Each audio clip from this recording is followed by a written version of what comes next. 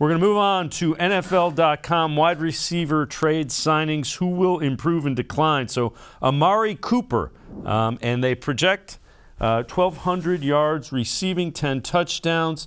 If Watson is active for the bulk of the season, Cooper might have the best campaign of his career. And again, that's according to NFL.com. G. Bush, you were just saying that exact same thing in our first segment.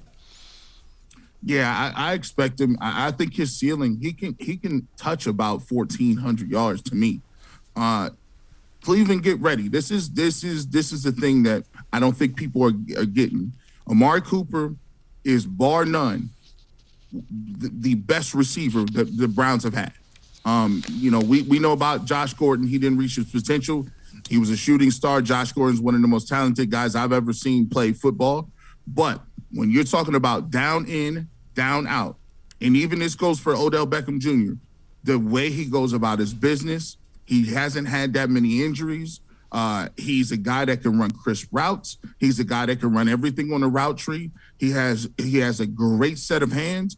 He is the quintessential number one receiver. And the great thing about him is, guess what? He's been in Cleveland how many months? We signed him how many? I haven't even heard him say nothing. Him and Nick Chubb are guys that are studs that don't say a word. I haven't heard a thing from him.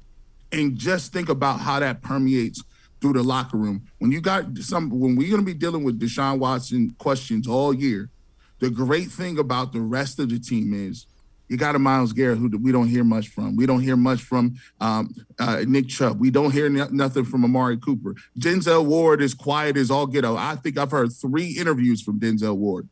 The rest of the team is really flying under the radar, and that's what the Cleveland Browns need to do.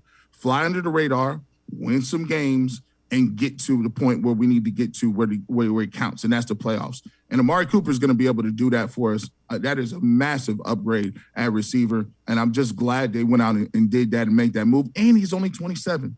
He's another guy I thought was a little older than that. 27 years old, still has some years left to go. Love the move.